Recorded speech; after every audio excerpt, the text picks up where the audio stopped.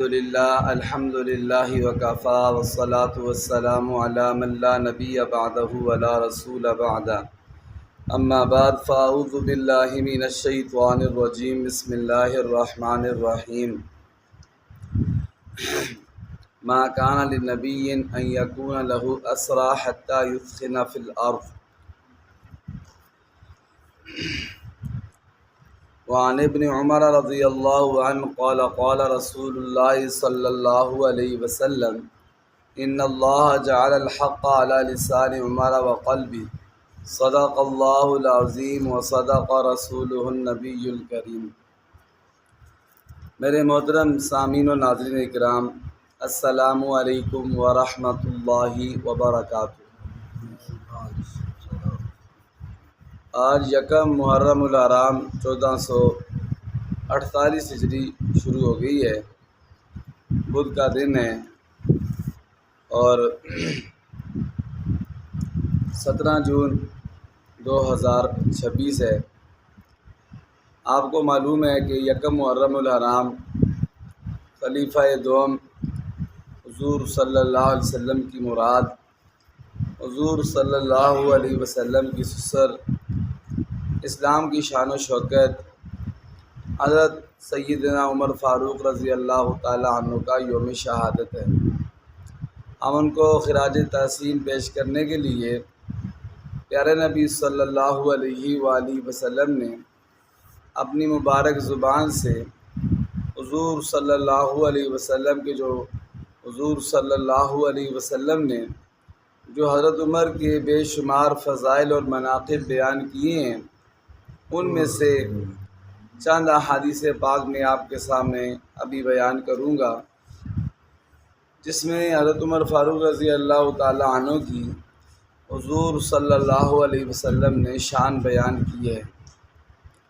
حضرت عبداللہ بن عمر رضی اللہ تعالیٰ عنہ سے روایت ہے کہ حضور صلی اللہ علیہ وسلم نے ارشاد فرمایا، ان اللہ جعل الحق علی لسان عمر وقلبی، بے شک اللہ تعالیٰ نے حق بات کو حضرت عمر کی زبان اور دل پر جاری کر دیا۔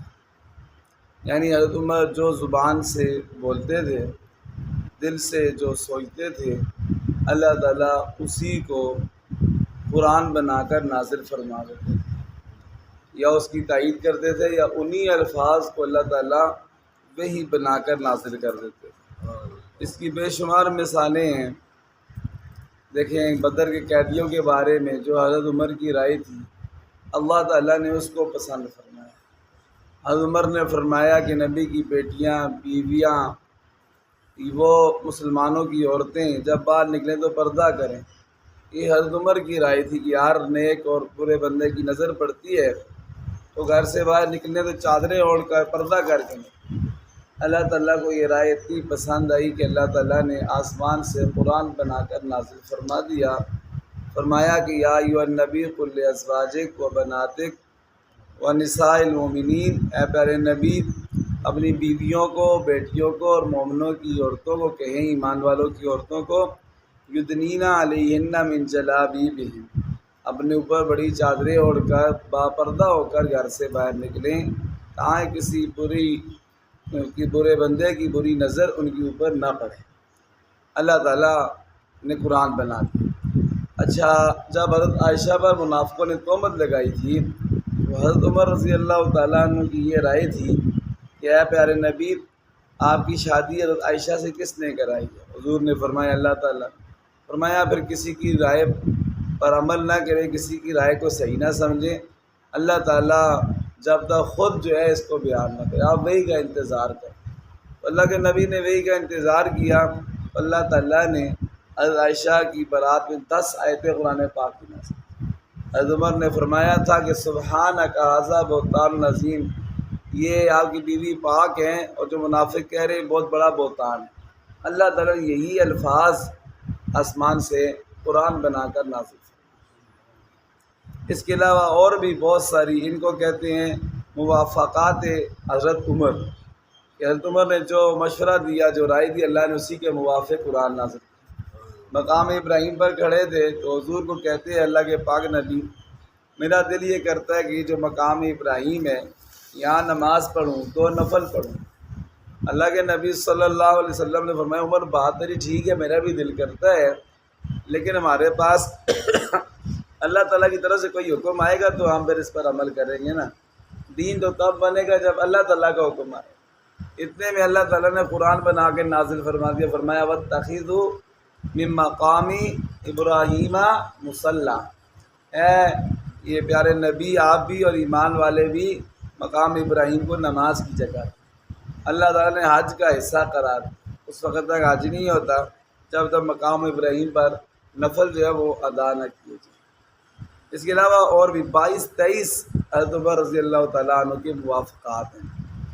تو حضور نے فرمایا اللہ تعالیٰ نے حضرت عمر کی زبان پر اور دل پر حق کو جاری کر دیا ہے۔ ایک دوسری حدیث پاک ہے، خود حضرت علی المرتضیٰ شیر خدا سے روایت ہے، فرماتے ہیں ما کننا نبعد ان السکینۃ تنطق علی لسان عمر، ہم اس بات کو بعید نہیں سمجھتے تھے کہ بے شک سکون سکینہ حضرت عمر کی زبان پر بولتا ہے، یعنی حضرت عمر جو بھی زبان سے بولتے تھے، مشورہ دیتے تھے، ہمارے دل مطمئن ہو جاتے تھے، سکون حاصل ہو جاتا تھا کہ یہی بات، یہی رائے حق اور سچ ہے۔ حضرت عبداللہ بن عباس سے روایت ہے، فرماتے ہیں اللہ کے پاک نبی صلی اللہ علیہ وسلم نے جب مسلمانوں پر سخت وقت تھا، حالات سخت تھے، کافر بڑے ستاتے تھے، تکلیفیں پہنچاتے تھے، مسلمانوں کو نبی علیہ السلام کو نماز بھی باہر نکل کر نہیں پڑھنے دیتے تھے، چھپ چھپ کے نماز پڑھتے تھے۔ تو اتنے میں حضور صلی اللہ علیہ وسلم نے دعا کے لیے ہاتھ اٹھائے، دعا کے لیے ہاتھ اٹھائے۔ 3 نبی ایسے ہیں جنہوں نے اللہ تعالیٰ سے انسان کو مانگا، کسی انسان کے لیے دعا کی۔ کتنے نبی ہیں؟ 3 نبی جنہوں نے اللہ تعالیٰ سے کسی انسان کے بارے میں دعا کی۔ ایک حضرت ابراہیم علیہ السلام، جب خانہ کعبہ شریف بنا دیا تو فرمایا اللہ تعالیٰ ربنا وابعث فیہم رسولا، اے اللہ اس میں کوئی عظیم الشان رسول بھی بھیج دے جو اس خانہ کعبہ کو آباد کرے۔ اچھا، دوسرا حضرت موسیٰ علیہ السلام، جب فرعون کے سامنے بات کر رہے ہیں، مشکل پیش آتی تھی تو حضرت موسیٰ علیہ السلام نے فرمایا کہ وَاجْعَلْ لِي وَزِيرًا مِّنْ أَهْلِي هَارُونَ أَخِي اشْدُدْ بِهِ أَزْرِي، اے اللہ میرا بھی کوئی مددگار اور وزیر بنا دے، اور میرا جو بھائی ہے نا ہارون، اس کو میرا مددگار اور اس کو میرا وزیر بنا دے، یہ میرے ساتھ فرعون کے دربار میں جا کر دعوت۔ تو تیسرا ہمارے نبی صلی اللہ علیہ وسلم نے دعا مانگی، تو جو حضرت ابراہیم نے دعا مانگی تھی وہ کئی سالوں بعد اللہ نے قبول کی، جو حضرت موسیٰ علیہ السلام نے دعا مانگی تھی وہ بھی بہت عرصے بعد قبول ہوئی۔ لیکن قربان جائیں جو ہمارے پاک نبی صلی اللہ علیہ وسلم نے دعا مانگی تھی رات کے وقت کہ اللہم اعز الاسلام بابی جہل ابن ہشام او بعمر ابن الخطاب، اے اللہ اسلام کو عزت اور شان و شوکت اور غلبہ عطا فرما، ٹھیک ہے، عمر بن ہشام کے ساتھ جو ابو جہل ہے، یا عمر بن خطاب کے ساتھ۔ پھر اللہ کو یہ بھی بتایا کہ اللہ تعالیٰ اگر میری رائے معلوم کرنا چاہتے تو میرا دل یہ ہے کہ عمر بن خطاب کو ہدایت دے۔ تو رات کو ہمارے نبی نے دعا مانگی تھی، ٹھیک ہے جی۔ جب صبح ہوئی نا تو حضرت عمر رضی اللہ تعالیٰ عنہ کی قبول اسلام کا واقعہ آپ نے تفصیل سے سنا ہے، حضور کے دربار میں پہنچ گئے تھے قتل کرنے کی نیت سے، ہاتھ میں تلوار پکڑی ہوئی تھی، بہن کے گھر گئے، بہن کو مارا، بہنوئی کو مارا۔ تو اتنے میں جب قرآن سنا تو ان کا دل بدل گیا، سیدھے حضور کے دربار میں گئے تو ہاتھ میں تلوار پکڑی ہوئی تھی۔ حضرت حمزہ رضی اللہ تعالیٰ نے حضور کی چچا تھے، فرمایا حکم دیں تو اس کو ہم دروازے ہی پر روک لیں، اس کا کام ختم کر دیں۔ حضور نے فرمایا نہیں، اس کو آنے دو، صحیح نیت سے آیا تو ٹھیک ہے، ورنہ اسی کی تلوار سے بھی اس کو قتل کر دوں گا، تم پریشان نہ ہو۔ جو ہی نزدیک ہوئے فرمایا اے اللہ کے پاک نبی مجھے کلمہ پڑھائیں، میں بھی مسلمان ہوں، ٹھیک ہے جی۔